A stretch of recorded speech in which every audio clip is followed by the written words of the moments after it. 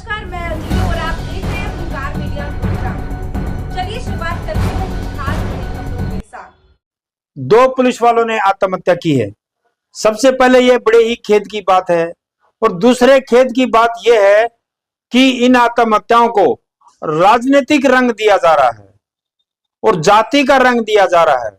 सभी से हमारा अनुरोध है कि इन आत्महत्याओं को जाति और राजनीति का रंग ना दें, उनके प्रति, उनके परिवारों के प्रति संवेदना जताएं। सभी को, हमें भी उन परिवारों के प्रति संवेदना है और उनको उस दुख से उबारने की कोशिश करें जिस दुख से वो गुजर रहे हैं, चाहे उसमें आईपीएस अधिकारी हो और चाहे एएसआई संदीप हो। दोनों के परिवारों के साथ हमारी संवेदना है और दोनों को राजनीतिक रंग ना दें और जातिवाद का रंग ना दें, क्योंकि ये हमारा धर्म है उन परिवारों की मदद करना, उन परिवारों की तरफ संवेदना करना।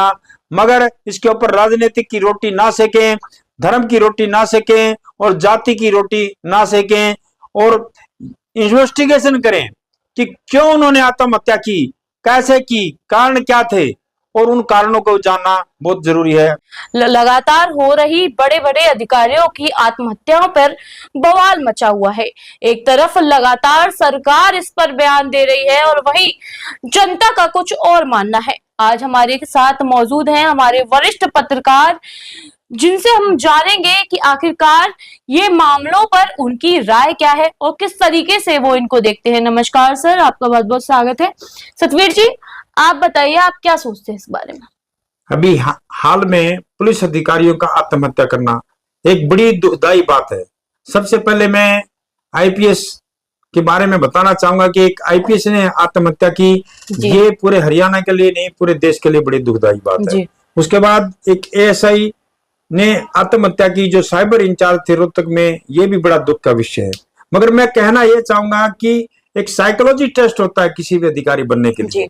आत्महत्या करना कोई सही बात नहीं है, क्योंकि अफसर जो होता है प्रॉब्लमों से लड़ता है और प्रॉब्लमों को दूर भी करता है। हर इंसान के जीवन में काफी प्रॉब्लमें आती हैं, उतार चढ़ाव आते हैं, मानसिक दबाव आता है।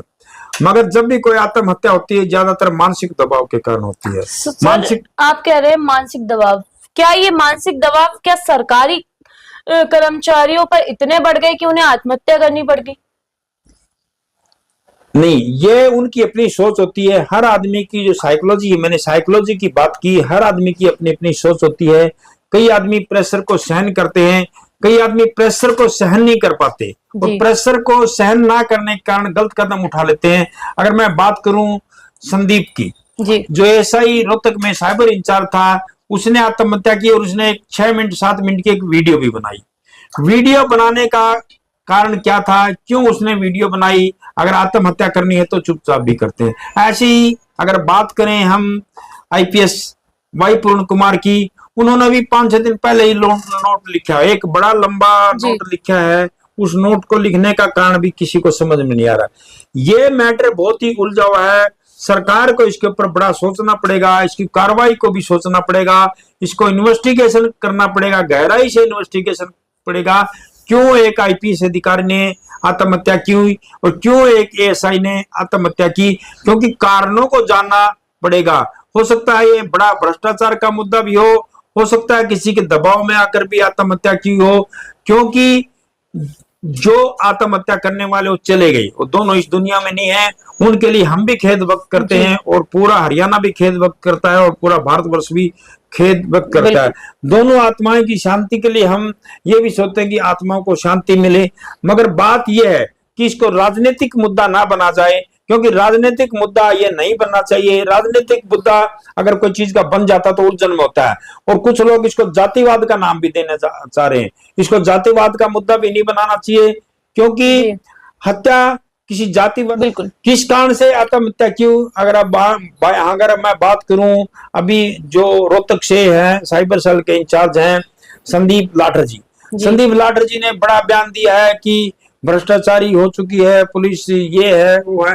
कितनी सच कितनी झूठ ये जनता तय करेगी, क्योंकि हम बात करेंगे संवैधानिक तरीके से। हमारे लोकतंत्र में क्या लिखा है? लोकतंत्र में सभी को बात करने का अधिकार है, मगर ये नहीं कहते कि हम जो बोल रहे हैं वो बिल्कुल सच है क्या है। मगर इन्वेस्टिगेशन बहुत जरूरी है। आज मुख्यमंत्री संदीप लाठर के घर भी पहुंचे हैं, आपको पता है, और पहले वो आईपीएस के घर में भी गए थे। और आप सबसे बड़ी बात है, जब आईपीएस ने आत्महत्या की उस समय डीसी साहब जो आईपीएस की पत्नी है वो खुद सीएम के साथ जापान में उपस्थित थी। ऐसे में आत्म करना एक बड़ी सोचने वाली बात है। और इसको सर, आप सीएम की लगातार बात कर रहे हैं, बीच जो रोहतक से साइबर सेल इंचार्ज एएसआई थे संदीप जी, वो नहीं रहे। आखिरकार ये दोनों कड़ियां क्या लगता है ये आपस में जुड़ी हुई हो सकती हैं? ऐसा नहीं है, क्योंकि बात ऐसा है कि आत्महत्या की एक आईपीएस ने जी, लोगों ने इसको जाति का मुद्दा बना दिया, राजनीति का मुद्दा बना दिया। राजनीति और जाति पर नहीं जाना चाहिए, दूध का दूध और पानी का पानी करना चाहिए। जब तक दूध का दूध और पानी का पानी नहीं होता, क्योंकि इन्वेस्टिगेशन बहुत ही जरूरी एक अंग है। वो पुलिस का भी अंग है, जिन्होंने पुलिस में नौकरी की उनको पता है, बिना जांच पड़ताल के बड़ी कार्रवाई नहीं होनी चाहिए। जांच पड़ताल बहुत जरूरी है। अगर कोई बात अड़ता है, अभी इन्होंने बोला है, मैं अभी बात करूंगा रोहतक के जो एसआई है साइबर सेल के संदीप की, उन्होंने भी बोला है कि जब तक आईपीएस की पत्नी को गिरफ्तार नहीं किया जाता हम दाह संस्कार नहीं करेंगे। उन्होंने बोला कि जब तक किसी को गिरफ्तार नहीं किया जाता तब तक हम पोस्टमार्टम नहीं कराएंगे।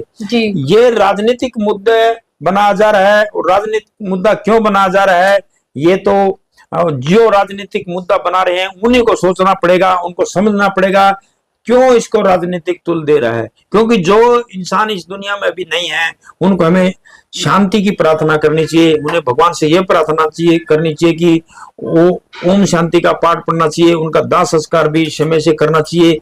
ये एक हमारे संस्कारों में आता है। क्योंकि बड़े दुख की बात है, ये उस परिवार के लिए नहीं, पूरे हरियाणा के लिए, पूरे देश के लिए दुख की बात है। और लगातार ये सिलसिला पुलिस में क्यों बढ़ रहा है? अगर मैं एक आर्मी से हूँ, मैं आर्मी में की बात करता हूँ, आर्मी में एक साइकोलॉजी टेस्ट होता है, उनको पहले ही पता लग जाता है कि ये आदमी आत्महत्या तो नहीं करेगा। ऐसे आदमी को एसएसबी में सेलेक्ट नहीं किया जाता और जल्दी से अफसर भी नहीं बनाया जाता। जैसे कि आपने कहा कि है ना, ये मुद्दा जो है राजनीति का है या किस चीज का है।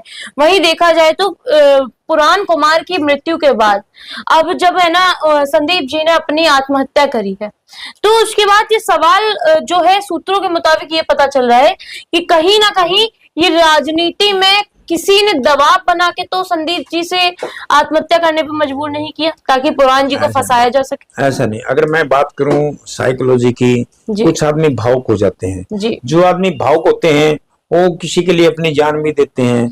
ये सर, आप कह रहे हैं भावुक होकर उन्होंने जान दी, लेकिन उन्होंने बयान में कुछ ऐसा कहा है कि पुराण जी की, उन्होंने पूर्ण सिंह है उसका नाम, आईपीएस पूर्ण सिंह, उसके बारे में बोला है कि वो भ्रष्ट था। ऐसे बातें होती हैं, मगर क्या उसके बोलने से सत्य सिद्ध हो जाता है कि भ्रष्ट था? और क्या आईपीएस पूर्ण की जो फैमिली है उसके बोलने से किसी के ऊपर ब्लेम सिद्ध हो जाते हैं? जब तक ब्लेम सिद्ध नहीं होते तब तक हम किसी को अपराधी नहीं कह सकते, किसी के बारे में कुछ नहीं। तो उनके लैपटॉप भी हैं, उनके मोबाइल फोन हैं। मगर मैं आपको एक बात बता देना चाहता हूँ, जो सुशील कुमार है अभी जो हाल ही में पकड़ा था और जो उसका पीएसओ को पकड़ा था, उसके अंदर इसका अहम रोल रहा है। जो रोहतक के एएसआई हैं, जो साइबर सेल इंचार्ज हैं संदीप, ये भी पहुंचे थे और उन्होंने पीएसओ को पकड़ा था। और पीएसओ के ऊपर और सभी धर्मों से, सभी जातियों से मेरा एक बड़ा अनुरोध है कि इसको धार्मिक मुद्दा ना बनाएं, इसको जाति का मुद्दा ना बनाएं और इस मुद्दे को आप राजनीतिक रंग ना दें। समझें, सोचें कि क्या हो सकता है, क्यों आत्महत्या की, पहले इसका मंथन किया जाए, इन्वेस्टिगेशन किया जाए, सब इसके ऊपर कोई कार्रवाई की जाए। धन्यवाद। जी।